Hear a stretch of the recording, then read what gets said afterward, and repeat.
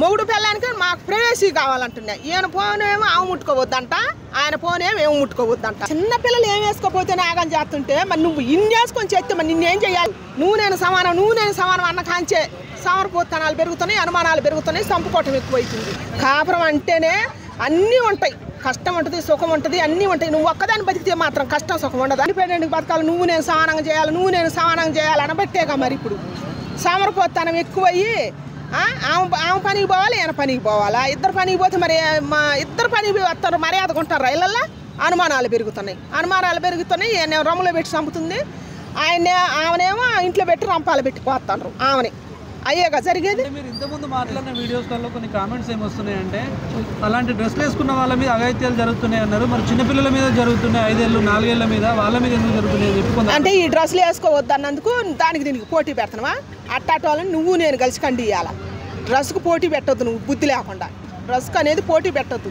అట్టాటి వాళ్ళు ఉన్నారు కాబట్టి మరి చిన్నపిల్లలు ఏం వేసుకోపోతే నాగం చేస్తుంటే మరి నువ్వు ఇన్ని వేసుకొని చేస్తే మరి నిన్నేం చేయాలా? నిన్ను రంపం పెట్టుకోయక, నిన్ను నాగం చేయక, సంపక ఏం చేస్తారు? అదేనా తెలికల వాళ్ళ ప్రశ్న వేసేది?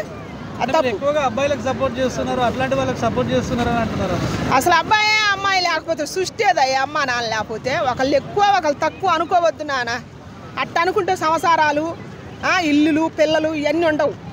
పూర్వం నుంచి ఇవన్నీ ఉండవు. ఇదంతా ఇంత సమాజం ఏడ పెరుగుద్ది? ఇప్పుడిప్పుడే మారుతారు అందరూ. ఇప్పుడిప్పుడే మారే వాళ్ళకి ఎట్టాటి అని నేర్పొద్దు. మగవాడు చేసే పని మగవాడు చేయాలా, ఆడది చేసే పని ఆడది చేయాలా. మగవాడు బాధ్యత విస్మరించి వాడు బాధ్యతలు వదిలేసి ఆడదాని మీద ఎత్తే ఆడది ఎఫ్చారికి మారుతుంది పిల్లల కోసం. అట్ట కూడా చచ్చిపోతారు. దయచేసి ఇంట్లో చేసే పని ఇంట్లో ఆడది చేయాలి, మగమడి చేసే పని మగమడి చేయాలి. అప్పుడు ఇద్దరు సమానత్వం అవుతుంది, బాగుంటుంది, కుటుంబాలు బాగుపడతాయి. అవి చెప్పాలి మనం. పూర్వం మా రోజుల్లో అప్పుడు అట్నే చేశారు. ఇంకా మా అమ్మ వాళ్ళ రోజుల్లో ఎట్టు చేయలేదు. నువ్వు నేను సమానం అన్న కాంచే సమరపోతనాలు పెరుగుతున్నాయి, అనుమానాలు పెరుగుతున్నాయి, చంపుకోవటం ఎక్కువైతుంది. మరి ఇప్పుడు బయటకు పోయి జాబ్ చేసే వాళ్ళ గురించి ఏం చెప్తారు? అమ్మాయిల గురించి ఇదేగా నేను చెప్పేది. జాబ్ చేస్తే చేయండి కానీ ఇట్లాంటి మెసేజ్లు ఇవ్వద్దు. కష్టపడి చదువుకుంటారు, జాబులు చేస్తారు. ఇద్దరు భర్త భార్య మంచిగా ఉన్న లేరా జాబులు చేసేవాళ్ళు? వాళ్ళ పిల్లలకు అంటలేదా? వాళ్ళు మంచిగా ఉంటలేదా? నాకు కూడా ఇల్లు కావాలని పుట్టిన పిల్ల అంటే నువ్వు పుట్టిన కాంచే ఇల్లు సంపాదించుకుంటావా? తల్లిదండ్రులు పెంచందే నీకు ఇల్లు కావాలా? అదేం మెసేజ్? అయితే ఇప్పుడు చూసుకుంటే గతంలో ముందు తరాల వాళ్ళంతా అప్పుడు ఆడవాళ్ళు ఏదన్నా గొడవలైనా కానీ కొంచెం అణిగి ఉండి సర్దుకుపోయి అలా ఉండేవాళ్ళు. ఇప్పుడు ఏదన్నా గొడవ జరిగితే చాలు ఇంకా వెళ్ళిపోవటం జరుగుతుంది. అట్లాగే వాళ్ళ ఇంట్లో వాళ్ళు కూడా అక్కడ ఎందుకు వచ్చాయమ్మా నువ్వు అది ఇదని అలా చెప్పేది ఎక్కువైపోయింది. మరి ఇది ఎక్కడికి పోతుంది అంటారు? ఇలా చెప్పొద్దు అట్ట. ఇప్పుడు కూడా ఓపికతో ఉండే వాళ్ళు ఉన్నారు, ఇప్పుడు కూడా అమ్మలు ఓపికతో ఉండే వాళ్ళు ఉన్నారు. ఎందుకంటే నాన్నలు విపరీతంగా అనరాని చాట్లు పిచ్చి పరిశాసక చాట్లు చేసినా కూడా ఇప్పుడు కూడా కుటుంబ పరువు బడికి పోకూడదని తల్లులు అనబెట్టుకొని పిల్లలను చూసుకొని ఉండే వాళ్ళు ఉన్నారు. కానీ ఇప్పుడున్న పిల్లలకి మా జనరేషన్ మారి ఇప్పుడు మీ జనరేషన్కి వచ్చింది కదా. వచ్చిన వాళ్ళు ఇప్పుడు దయచేసి చిన్న తగాదలకు కాపురాలు ఎడ తీసుకోవద్దు. కాపురం అంటేనే అన్నీ ఉంటాయి, కష్టం ఉంటుంది, సుఖం ఉంటుంది, అన్నీ ఉంటాయి. నువ్వు ఒక్కదాన్ని బతికితే మాత్రం కష్టం సుఖం ఉండదా? మగవాడు ఒక్కడు బతికినా ఉంటుందా, ఆడదొక్కతో బతికినా ఉంటుందిగా. దాంట్లో కష్టం సుఖం లేకుండా ఏ మడిసి జీవియరు. దయచేసి అవి తీసేయాలి పక్కకి. కాపురం అన్నా సంసారం అన్నా ఏదన్నా కష్టం సుఖం లేనిది. ఒకరోజు నవ్వు ఉంటుంది, ఒకరోజు ఏడుకుంటుంది. అన్నీ సరిదిద్దుకొని వెళితేనే సంసారం అది. దయచేసి ఇప్పుడున్న వాళ్ళు కూడా కొద్దిగా మారండి. చిన్న వాటికి బ్యాగులు వేసుకొని వెళ్ళిపోవటం, సంసారాల్లో చిచ్చులు పెట్టుకోవటం ఆగం చేసుకోవద్దు. పిల్లల భవిష్యత్తులు నాశనం చేయొద్దు ఫస్ట్. అది ఒకప్పటిలాగా ఇప్పుడు దాంపత్య జీవితానికి కానీ అలాంటి వాటికి విలువనిస్తున్నారు అసలు ప్రజెంట్ యువత కానీ? ఇప్పుడు ఇట్లేదు. ఎందుకు ఇట్లేదు అంటే కుటుంబాల దగ్గర అమ్మ నాన్న దగ్గర ఉంచుకోవట్లేదుగా. ఇప్పుడు ఏడ ఉంచుకుంటారు? ఇండివిజువల్ వాళ్ళకే మొగుడు పెళ్ళానికి మాకు ప్రైవసీ కావాలంటున్నా. ఈయన ఫోన్ ఏమో ఆమె ముట్టుకోవద్దంట, ఆయన ఫోన్ ఏమో ముట్టుకోవద్దంట. ఇది ఆడించి వచ్చిన సంస్కారం, ఇది ఆడించి ఊడిపడది.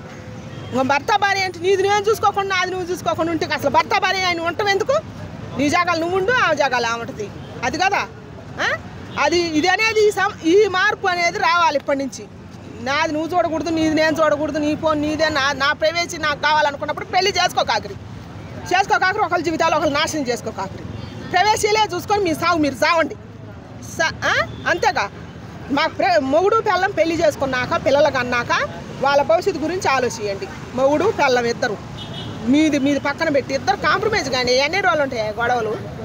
కాసేపు ఆయన లేచినప్పుడు ఏమో మేలకొని ఉంటే పోద్ది, ఏమో లేచినప్పుడు ఆయన మేలకొని ఉంటే పోద్ది. అదేగా మన గరకపేట నరసింహరావు గారు చెప్పేది, అదేగా. ఒకప్పుడు అట్లా గొడవలు ఏమన్నా అయినా కానీ పేరెంట్స్ కూడా అలా కాదు సర్దుకుపోవాలని చెప్పేవాళ్ళు. ఇప్పుడు పేరెంట్స్ కూడా ఎలా తయారయ్యారంటే అబ్బాయి సైడ్ వాళ్ళే ఏంది అంత లెక్క లేకుండా ఉండేది వదిలేరా అది ఇదని వీళ్ళు అంటున్నారు. అమ్మాయి సైడ్ వాళ్ళేమో నువ్వు అంత కష్టపడితే అక్కడ ఉండేది నువ్వు వచ్చేయి అది ఇదని వీళ్ళు ఎంకరేజ్ చేస్తున్నారు. మరి ఇలా ఉంటే అసలు ఇంకా మరి ఎక్కడ దాకా పోవచ్చు? ఇట్లా ఇప్పుడు అహంకారాలు పెరిగినాయి. నువ్వెంత నేనెంత అనే కాడికి వచ్చింది అనమాట. సరే ఆయన అంటే అన్నాళ్ళే కోపం తగ్గి నాకు దగ్గర కొత్తది అనేది అది మర్చిపోయారు, అది పోయింది. ఇప్పుడు నువ్వు కన్నెర చేస్తే నేను కాలు దూగుతాను అంటాడు. అమ్మ నువ్వు చేయలేకపోతే నేను కాలు దూగుతా అంత నేను పడేసి అనే కాడికి వచ్చింది అనమాట. రాబట్టే మరి తగాదలు. ఫస్ట్ వీళ్ళిద్దరు మంచి ఉండాలన్నమాట. వీళ్ళిద్దరు చెప్పే పుర్లు వాళ్ళనే అమ్మాయి అబ్బాయి వీళ్ళిద్దరు చదువుకుంటే వాళ్ళ దాకపోదు. ఫస్ట్ అమ్మాయిలు అబ్బాయిలు ఇది నేర్చుకోవాలి. కొత్తగా పెళ్ళి అయిన వాళ్ళు కొద్ది తల్లిదండ్రులు కూడా దగ్గర ఉంచుకోవాలి. ఉంచుకుంటే కొద్ది కోపం కంట్రోల్ అవుతాయి, సంసారాలు బాగుపడతాయి. అది సో ఫైనల్గా మీకు నెగిటివ్ కామెంట్స్ పెట్టే వాళ్ళకి ఏం చెప్తారమ్మా? నెగిటివ్ కామెంట్ పెట్టే వాళ్ళకి దయచేసి ఈ కడలి లాంటి వాళ్ళు ఈ బట్టల విషయం గురించి ఇది నా అమ్మాయికి సొంత ఇల్లు గురించి చెప్పింది కదా, అవి దయచేసి నమ్మకాకండి. వద్దు, అమ్మాయిల జీవితాలు పాడైపోతాయి. అమ్మ ఆమె చెప్పడానికి బాగానే ఉంది. ఆమెకి వాళ్ళ అమ్మ నాన్న బాగా సెట్ చేసి పెట్టారు. ఆమె తెలియట్లే బజార్కి ఎక్కితే ఏం జరుగుతుందో. బెమ్మకాయని పుట్టుద్దమ్మ రెమ్మ తెగులు వేసుకుని మనం ఉండే తీరం మనం ఉండాలా. మనం ఇచ్చలు తాడానికి పోయి వాడేందో చేస్తున్నాడని వాడి మీద పడవద్దు తల్లి. మనం ఉండే తీరం మనం ఉండి కూడా మన బాధ్యత మనం నిర్వర్తించాలన్నమాట. తర్వాత ఏదైనా చేస్తే వాళ్ళే మా చుట్టూ మగవాళ్ళే అమ్మాయి జోలు ఎందుకు పోతున్నారు అని అంటారు. వాళ్ళు కూడా అంటారు. అంత కఠినాత్మలు ఎవరు లేరు ఇవాళ రేపు.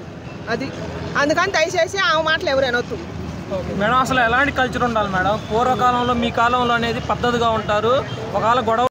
కానీ ఇప్పుడు ఏంటంటే పేరెంట్స్ ఎంకరేజ్ చేసి విడిపోవడానికి కొంతమంది వరకు కారణం అవుతున్నారు కదా, దాని గురించి మీరేం చెప్తారు? పేరెంట్స్ ఎంకరేజ్మెంట్ పక్కన పెడితే ఫస్ట్ వీళ్ళిద్దరు చేసిన చాట్లు వీళ్ళిద్దరు రూమ్లో చేసుకుని ఇకృతి చాట్లు అవి చెప్పరు.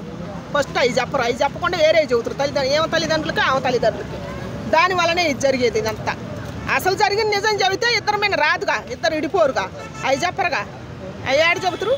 అది జరిగింది. అంటే మీ కాలంలో ఎలా ఉండేవాళ్ళు మేడం, ఇప్పుడు ఎలా ఉండేవాళ్ళు? అంటే మా కాలంలో చెప్పినా కూడా ఇప్పుడు ఏదైనా చిన్న గొడవ వచ్చినా కూడా నలుగురు పెద్ద మనుషులు కూడి సర్ది చెప్పారు. ఇవాళ సర్ది చెబితే అంటారు ముందర అసలు పెద్ద మనుషులు కాడికి వస్తారా లేకపోతే పోలీస్ స్టేషన్కి పోతారు. ఎంతసేపు డైవర్స్ పోలీస్ స్టేషన్లు అయ్యా అంటారు. పెద్ద మనుషులు కాడికి ఆడపోతారు. ఎవడు వచ్చి చదువుతుండ్రు, ఎవరు చదవట్లేదు. చూసుకుందాం జరిగేది ఆ కోర్టులో చూసుకుందాం పారా అంటారు.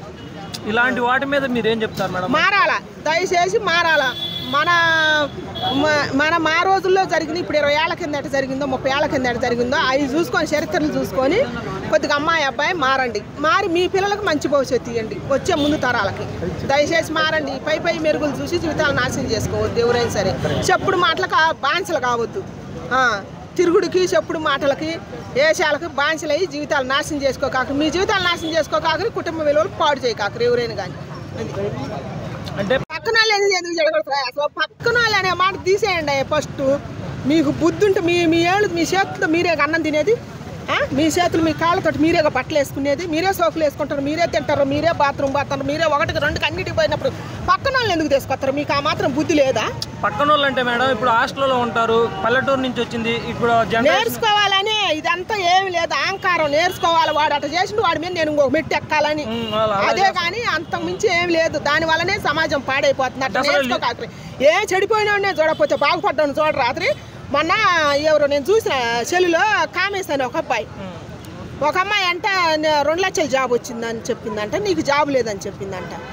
ఆ అమ్మాయిని నిందించలే, ఆ అబ్బాయి ఆగంగాల. అది అట్ట అబ్బాయిని చూసి నేర్చుకోరు ఇప్పుడు యువత కానీ అమ్మాయి కానీ ఎవరైనా. ఆ అమ్మాయిని కూడా తిట్టలే. 100కి 10% జరుగుతుంది, 100కి 90% పల్లెటూరు నుంచి వచ్చినప్పుడు లిప్టిక్ అంటే ఏందో మోడర్న్ డ్రెస్ అంటే తెలియని అమ్మాయిలు ఇప్పుడు ఇక్కడికి వచ్చిన తర్వాత ఇలా తయారవుతున్నారు కదా. ఒకవేళ పల్లెటూరు నుంచి ఒకవేళ మన ఇంట్లో వాళ్ళని పంపించాలన్నా కొంచెం ఇప్పుడున్న జనరేషన్కి భయం వస్తుంది. అంటే వాళ్ళు కూడా ఇలా మారిపోతారేమో, ఇలా ఉంటారు. భయం లేదు. భయం వస్తే అసలు ఎంతమంది పిల్లలు ఉండరు హైదరాబాద్లో. ముందర పల్లెటూరు వాళ్ళకి మాకు రావాలి బుద్ధి తల్లిదండ్రులకి. మా కాడ కూడా ఎచ్చులు చాలా ఉంటాయి. వాళ్ళ పిల్ల పోయి ఆడ హైదరాబాద్లో ఏం పీకుతుందో నా పిల్ల కూడా పీకాల. లేకపోతే ఎడుండి ఇది పనికి మాలింది ఎడుండి తిరుగుతుంది, చదువు రాదు సంజ రాదు, అందరు నవ్వుతున్నారని చెప్పి మా కాడ ఎచ్చులు చాలా ఉన్నాయి అనమాట.